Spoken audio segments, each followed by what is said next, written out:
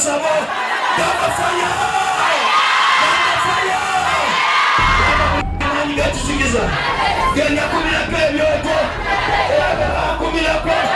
Gama Fire!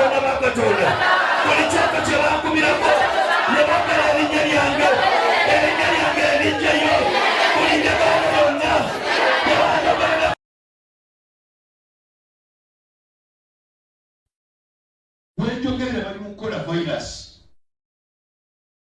there is a virus they are going to release. Jirinde. There is a virus. Middle East Asia, those sides of Japan. Iyo bizero gye bali mu kukola egenda kufulumya gas. Oyinza okutandika okusanga tokyasi. There is a virus that's just being manufactured. Ate baleeta okuvumula eddagala nga bava mu Europe, America. Tokuziba ssente. Ne batanetinga ki? Africa. Baagala kukutta. Lwaki baagala kukutta? Oli mu kontinenti engagga ne wagaana okugaggawala. Kibakutte.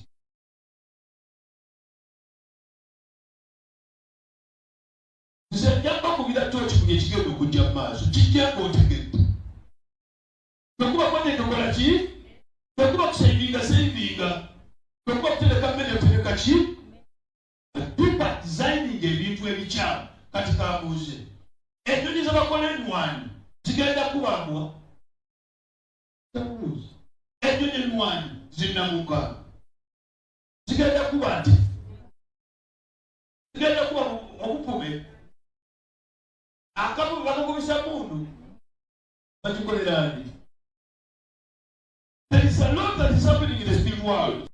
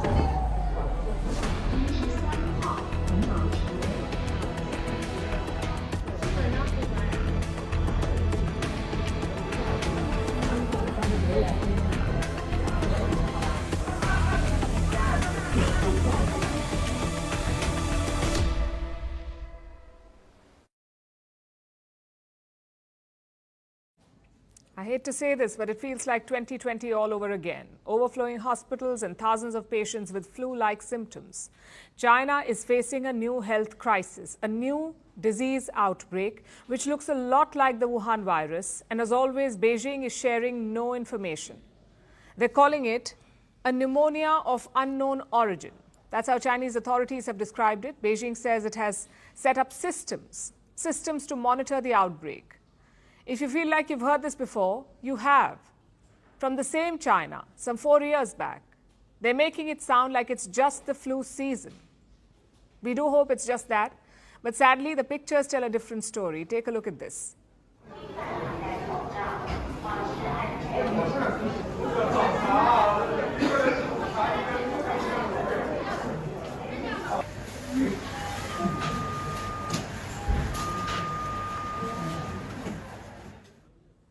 This is believed to be from a hospital in China. We cannot verify these pictures, but several videos like this one are going viral. Clearly, there is more to the story. We do not wish to speculate and feed the fear, but here is what we know so far. This is not a new disease. Experts say that China is dealing with an outbreak of HMPV. That's the human metapneumovirus, HMPV. This virus has been around for at least 60 years. It is quite common and easy to catch. So unlike the Wuhan virus, this time they seem to be dealing with a known disease, and yet there are reasons to be worried. The first reason is the scale of the outbreak. It is massive. Cases have been reported in multiple cities across China: Beijing, Tianjin, Hebei, Shaanxi, and Inner Mongolia. These 5 areas have reported the highest number of cases. But we don't know about the actual caseload. As usual, China has not shared any data, so we don't know how much worse it could become. The second reason to be worried is the nature of the patients. HMPV attacks the younger sections of the population, the children and adolescents. They are the most vulnerable to contracting this virus, and a large number of patients right now are also children. Plus, treatment is also challenging because just like the Wuhan virus, the HMPV is a respiratory disease. There is no drug to treat it. There are no vaccines either. And the symptoms are similar: fever, cough, and shortness of breath. That's what HMPV patients have. In severe cases, they can develop other complications like bronchitis or pneumonia. So they may need intensive care, oxygen, or even a ventilator. Again, does this sound familiar to you? We all know what happens when hospitals are overwhelmed, when there are too many patients to treat and not enough resources, when oxygen supplies are about to run out, when patients cannot find beds for treatment. HMPV is not the same as the Wuhan virus, but it can easily wreak havoc on the health system. China knows this too. In fact, its hospitals are already feeling the strain. Despite that, it refuses to come clean about the outbreak or its scale. It seems to have learned nothing from the last pandemic. It remains in a state of denial.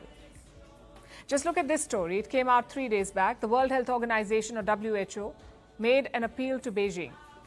It has asked China to come clean about the Wuhan virus pandemic. The WHO has sought data from Beijing. And how did Beijing respond? With a denial. On the issue of COVID-19 traceability, China has always upheld the spirit of scientific openness and transparency as it actively supported participation in the global scientific traceability methods. At the same time, we firmly oppose any form of political manipulation. China's openness and transparency have exceeded expectations. They say they have exceeded expectations. Does the WHO agree with that? In 2023, a WHO official was asked about this. He said, and I quote, "China's lack of data disclosure is simply inexcusable." And this is a sharp shift in the stand of the World Health Organization. In the early days of the pandemic, they had praised China's response to the Wuhan virus. We all know what a disaster it turned out to be. The world cannot afford a repeat of the same mistake. It must remain vigilant about China's latest disease outbreak.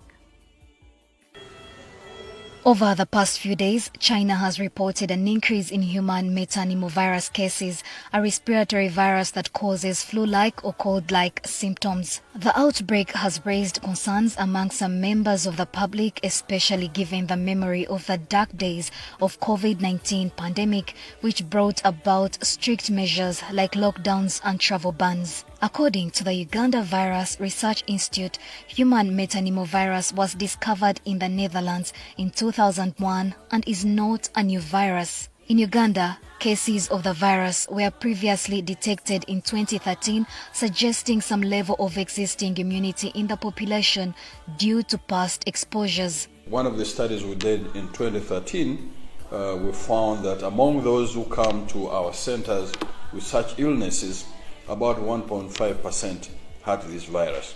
It's one of those causes of cold, cough, flu. When it gets serious, you get pneumonia. Over 20 years, we don't have evidence whether it has significantly changed, but runs a seasonal course in China. And China has been always able to control it, much as the spikes come, specifically during the cold season. Addressing concerns about potential risks posed by travel between Uganda and China for business and other purposes, Ministry of Health says that the current situation does not warrant panic and there is no need to worry. We know what is going on. We need to watch. If there's anything to worry about, we're going to inform people. But I want to really allay the fear and among people, it's unlikely that this will be like COVID. COVID was a new infection. We didn't have any immunity to this new virus, but this is not the case. This is a virus that has existed, but it has increased in some populations. So we are going to watch out. According to the Ministry of Health, there are no plans to impose travel restrictions, but advise travelers to affected areas in China to take necessary precautions. No. We don't talk about a lockdown, not even in the immediate. For travelers who travel to some of these places, we have to appreciate the symptoms, possibly take these measures and ensure that you don't get exposed. We don't have any recommendations for travel restrictions yet, as of now. I don't think you should worry people for now, scare them from traveling to China or Japan or India. In the case with this, because one of the ways of seeing that there's a problem is when you see a surge, an increase in infections in children, pneumonia. Sometimes they affect those who have asthma and the rest. You start detecting those, then it gives us some suspicion, and we start testing. I think for now we should remain calm and just watch the situation. The routine surveillance will continue, but Uganda Virus Research Institute says attention has to be drawn to the fact that viruses can mutate. Of course, more needs to be done, because as you know, viruses change, they mutate. So those who are doing the sequencing of the virus to look at it, they will have to check, has it changed a bit to become more transmissible and cause more severe disease? Those are all the things that now needs to be done for the scientists to look at it. Is it the same virus or has it changed a bit? Unlike 5 years ago during the onset of COVID-19, Ministry of Health officials say that Uganda is better prepared to handle any potential outbreaks. The detection capacity is much higher, is much faster. The response mechanisms remain. That is on detection, but also in terms of care component. The health workers, we have a bigger pool of health workers who are trained and who can be able to manage patients. Norbert Atkunda, NTV Tonight.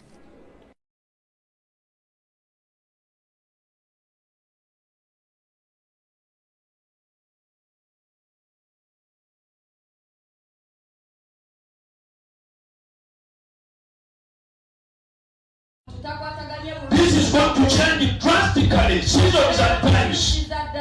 Abantu abalimi mwegendereze seasons zigenda kukyukira ddala. Enkuba bwegenda okutanyanga nyingi naye nga si ya lwezo. Naye ng'enkuba ntono yegenda okubeera olwezo. Seasons are going to change because man has attacked nature. Man has destroyed nature. Therefore climate is going to change. And the change of climate is going to really cracks. Mumataka, ojatuka watu ngolale taka. Sina Uganda yuka, Asia, whatever. Ojakulanga cracks. Mgoniso gambe taka. Ese yoneke inakonachi. Kubira. Walona miaka nyumba anda zitambulira wakulu taka anda litambula anda sigenda. Nge nyumba sigenda itaka litambula. Linda mujabidi etinawa. Ojakulanga litambula. Ebitoka bitambula, bili kutaka bitambula. Obadde ovuga motoka y'ovuga motoka, olw'abasajja etandise okutambula, you have lost control. Bajja bibawa, just be vigilant. Just be vigilant.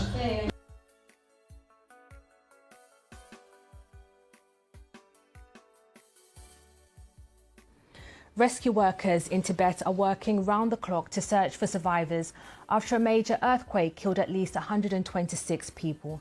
The magnitude 7.1 quake struck at around 9 a.m. local time on Tuesday. The impact was felt across the Shigatse region of Tibet, although tremors were also felt in Nepal and parts of India. A large-scale rescue operation has been launched with survivors under additional pressure as temperatures as low as -16 degrees Celsius overnight. Chinese state media reported that around 3,000 buildings had been destroyed, leaving thousands of people without shelter. Residents are afraid to enter some buildings left standing as aftershocks continue.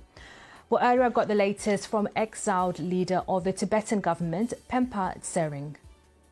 The only source of information is the Chinese government agencies, whatever they report. So it's very difficult to verify the number of casualties of people who have succumbed to injuries, people who are injured, how many have been taken out of those places for medical attention. So all these informations are still not very clear because we do not have direct access to information inside Tibet apart from families who are reaching out because it's very close to Nepal, and many families in that region also live in Nepal. So that is also one source of information for us. But otherwise, it's very difficult to confirm. And the weather conditions, as you can imagine, the earthquake where it happened, the epicenter, Tingri, and the surrounding areas of Tingel, Hase, Sakya, Nyalam, and Ngamrim. These are other smaller localities around that.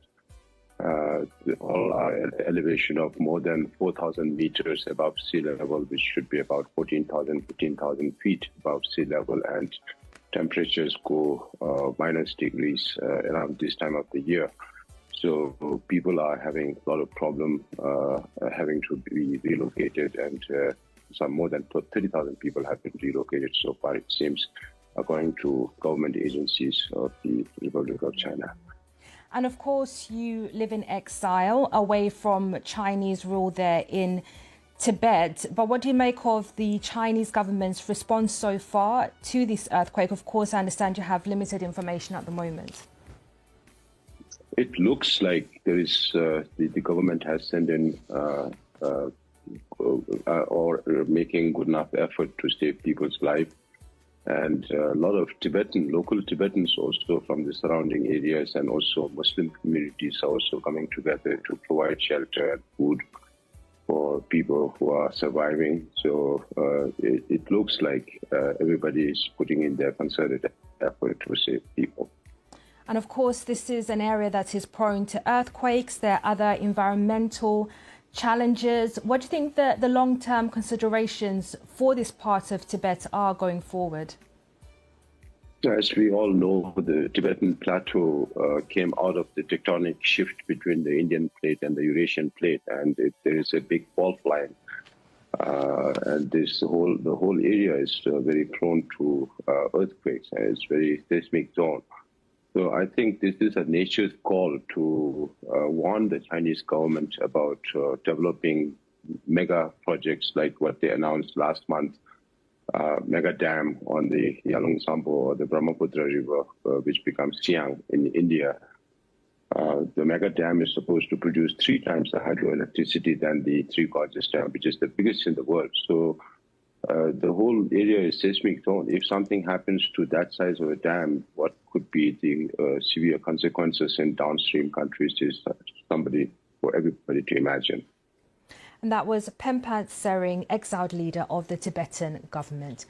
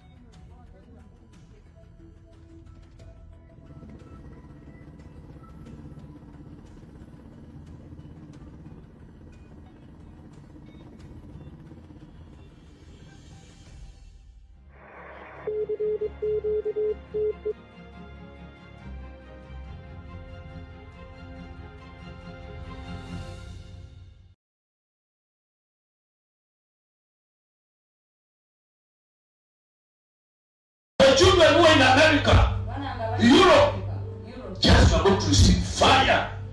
Never let you that is full of music. Chibuyaga, Ngaswana Kana, Osama, Akana Kalinga Emma, Ngatikali have a Urunji, Ngatwa Babo, Navagana, Suya, Koma, never much make it never. Everyone will see today. Okay, we're going to get and the Naya winds. Ambazita tsunami. In LA, 4 massive wildfires continue to spread in the suburbs of Los Angeles, and more fires are still popping up. The latest has broken out in the Hollywood Hills. It is burning in the area between Runyon Canyon and Wattles Park and has triggered more mandatory evacuations. More than 137,000 people have been forced to evacuate. Officials say, despite best efforts, the fires are 0% contained due to the strong winds and shortage of water. Now for the latest, let's speak to CBS reporter Ashley Sharp. Ashley, thanks for joining us. What more can you tell us about the fires that continue to rage across Los Angeles?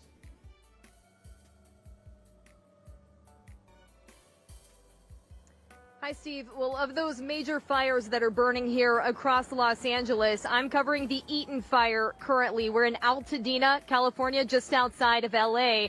The Eaton fire is the second largest in size, but has proven the most fatal. We've reported 5 fatalities so far that the Eaton fire has been responsible for, and right now that firefight is active around me. You're seeing a spot fire behind me where a structure has burned to the ground, and just up the hill from where I'm standing, dozens of fire trucks and crews are actively fighting the Eaton fire up on the hill. You'll hear off and on fire alarms that are sounding around me as well, and smoke has filled the air. What I can tell you, Steve, is the difference is the wind. What were hurricane force gusts yesterday have calmed, which is a help to those fire crews tonight. And speaking of those fire crews, Ashley, how have they been coping? They've been on the move and fighting these fires for well over a day now.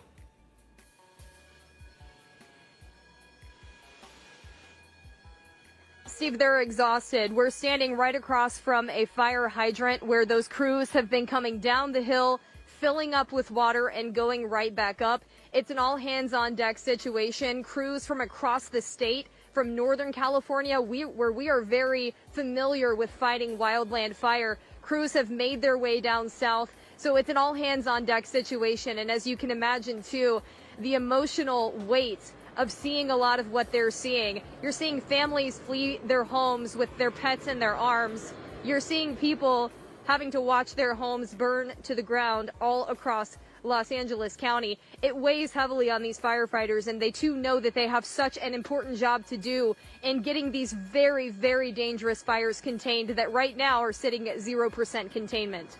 And tell us a bit about those people that have been leaving their homes and how the evacuations have been going. I understand there was some reluctance from some residents in Los Angeles yesterday to evacuate as they were being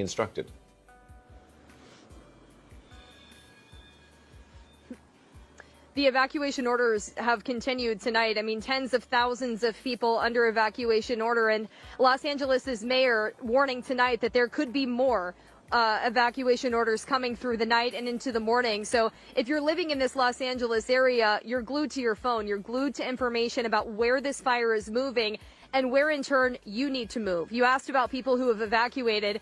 We showed images from CBS last night of seniors who had been evacuated from a senior center. They were sitting outside on their hospital beds in wheelchairs with only masks to help protect themselves as flames surrounded their senior center.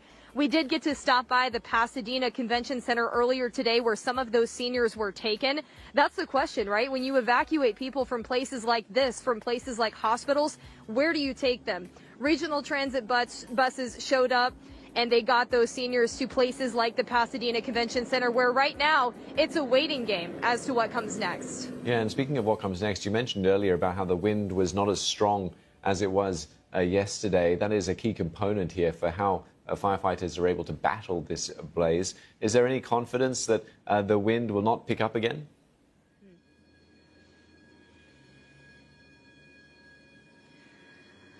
For perspective, I could tell you this, Steve. Yesterday, I could not be standing safely where I am right now because that wind would carry this small fire right here. The embers would catch and the brush surrounding me would be just a nearly certain risk that it would catch on fire. So we have a bit more confidence today. And, you know, most of these fires, yes, they are moving, but you can see, you know, my hair is not moving. Much behind me is not moving. So we're a bit more confident. You know, it's just a bit safer in this scenario now. Of course, we always have our eyes on our backs in a scenario like this. But when you talk about those winds tonight, calm, but we could see gusts returning tomorrow. That's what people are going to be watching for. But hopefully we're not going to see the hurricane force winds that were topping near 100 miles per hour in some instances here across Los Angeles. A huge wildfire is burning through thousands of acres in California, with tens of thousands of people evacuated from their homes. This is the scene live in Pacific Palisades, a neighborhood in the hills near Santa Monica in Los Angeles, where we've seen pictures of burning cars, destroyed buildings as the fire swept through. Local firefighters say the conditions are as bad as they get, with gusts of winds of up to more than 100 kilometers per hour, fanning the flames from 10 acres to almost 3,000 in a matter of hours. The White House says President Biden is being briefed on the situation, whilst the governor of California has warned fires there no longer are seasonal, but a year-round threat. With more, here's our LA correspondent, Emma Vardy. The fire exploded at astonishing speed. The combination of dry conditions and strong winds causing the fire's rapid spread. People evacuating began to leave their cars and escape on foot. Emergency services eventually bulldozed some 200 abandoned vehicles to clear the roads. The Pacific Palisades area is home to luxury properties and celebrity homes. At least 30,000 residents were told to leave. My heart is in my throat, but we're okay as long as the firefighters said there's a ambulance to take us out. But this is like right at my doorstep. We've been watching these huge plumes of smoke rising and the flames flickering over the mountains behind us. Now, people in California are used to wildfires and strong winds at this time of year, but this one is more unusual because of how quickly it spread and the fact it's so close to a densely populated area. Thousands of buildings were in danger of being engulfed by flames as emergency services tried to keep people safe. It's not yet clear how widespread the damage is to properties, but some homes have been destroyed and several other fires have also been burning. While the strong winds continue, there's warnings across California that more wildfires may start. Emma Vardy, BBC News, Los Angeles. And this here is live film footage we're receiving right now here at BBC News from Altadena, which is in Los Angeles. You can see there a building on fire. Firefighters are just outside of this shot where they're trying to get control. It gives you a sense of the scale of this and the ferocity of the flames as firefighters desperately try to bring an end to these wildfires, which are just raging through the whole of Los Angeles at the moment. I talked to David Latt. He was forced to evacuate his home. He lives in Pacific Palisades. He told us what happened to him. This morning early, my wife and I were very unaware of what was happening, and a neighbor called and said, "Get out." This was about 10 a.m. And I went outside and saw what he was reacting to, which was a huge plume of black smoke about 4 blocks away from our house. I took out a ladder and I went up on the roof because I saw that there was fallen leaves and other debris, and I wanted to make sure that the fire, if it spread in our direction, didn't have combustibles on the roof. So I quickly swept that off.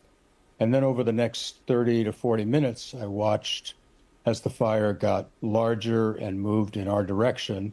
And as your reporter indicated, the problem here is extreme wind coupled with no rain for half a year. So the conditions are primed for a very difficult situation. We were ordered to evacuate, and the communication was extremely good. We received texts, messages saying you must evacuate immediately. And I have to say, our mayor, Karen Bass, had prepared for the situation by assembling material and personnel. So they were in the area, so the response was very quick. And even as I was watching in some video that I shot, you can see first observational helicopters analyzing the area from the air, or the situation from the air. And then you saw, I think they're called super scoopers, fixed wing airplanes that go close to the surface of the ocean, pick up water, and then drop it along with fire retardants to slow down the fire. So the attack by the city officials was very aggressive. The problem was, and continues to be, the wind. And again, as your reporter mentioned, the concern now is what's going to happen tonight, where the expectation is not hurricane force, but extremely high winds. And even though the personnel have been very aggressive in putting out the fires they can find, with the wind, it's very hard to know where the fires are going to be as they're spread. Embers are picked up, and they can go across the street or a mile away.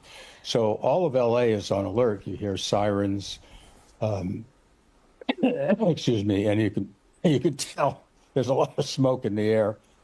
But we're happily safe in the middle of LA, an area called Larchmont. The problem in Pacific Palisades is that it's a relatively isolated. And you know you've got to evacuate your home. You don't know what you will return to. I mean, what do you grab? And what's the pressure, the time pressure? I assume you really had to act quickly. Yeah, well, first of all, I'm a native Los Angelian. This, like earthquakes, is just a natural fact of living in the area. You're taught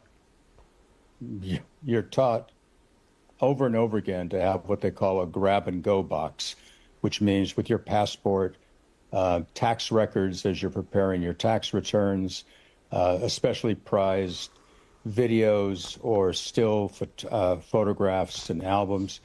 So we already had part of that packed. We were also ready to go out of town. So we just knew to grab those.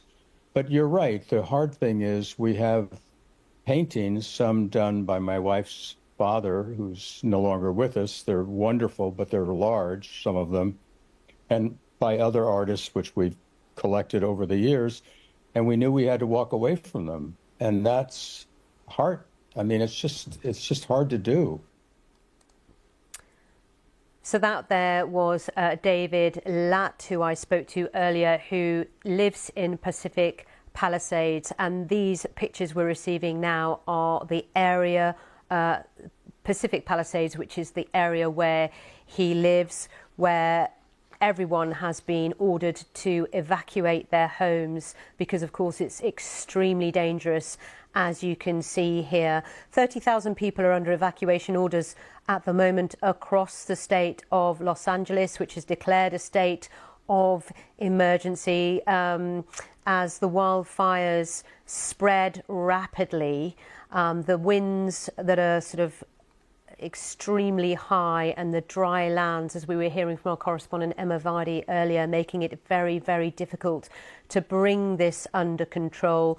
Millions of people in California across the state are under a red flag warning, meaning there is an extreme fire danger. We've got a live page up and running at the moment on our website and on the BBC News app, which is following all our coverage and all the updates as they happen. So do stay with us here on BBC News as we keep you across this developing story.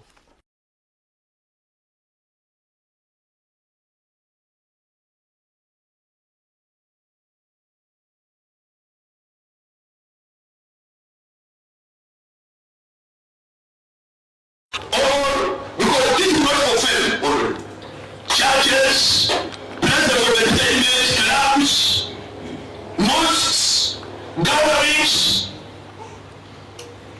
Whatever abasajja abalina olutumwa lwawuti bagenda bayingira buli wantu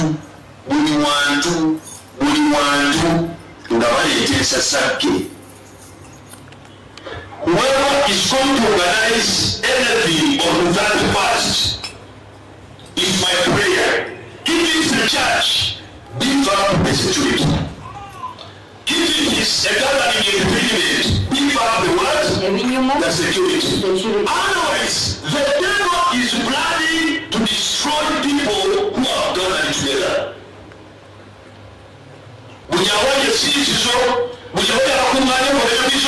It's my prayer. Look and work with security. The militants must be awake. All of them are the jobs of more. Kubanga sitali mwetegefu okusinga okuyonsayo n'okutataganyisa y'abantu. The evildoers, the wrongdoers are ready to disorganize the children of God. They will come like the sheep, but when they are wolves. We are not saying that we never together in church, but that's what we want to let us from the beginning. If you're coming to church, don't count too many things.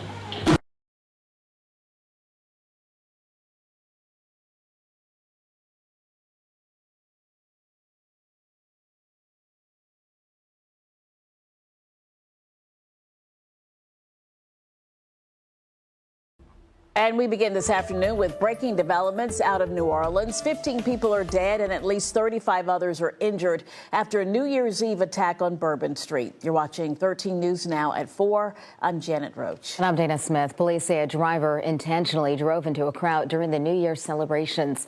And we're just learning police are investigating the incident as an act of terrorism. ABC's Rena Roy has the latest.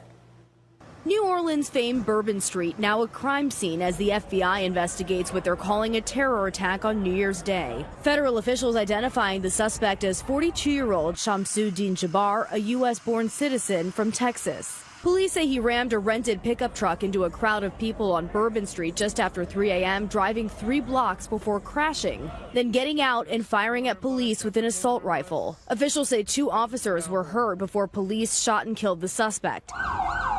Witnesses described the scene as gruesome. What we saw was insanity. I mean, something out of a movie. The graphic nature of it, and it was unbelievable. Investigators say they found an ISIS flag, weapons, and improvised explosive devices inside the truck.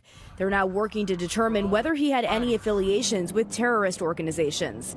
The FBI says they also discovered more IEDs planted around the area in the historic French Quarter, some of which were deemed viable, according to sources. As of now, 2 IEDs have been found and rendered safe. Police flying drones around the area searching for more potential devices. Because this was a 3-pronged attack, officials say they're working to determine whether the suspect had help. We do not believe that Jabbar was solely responsible.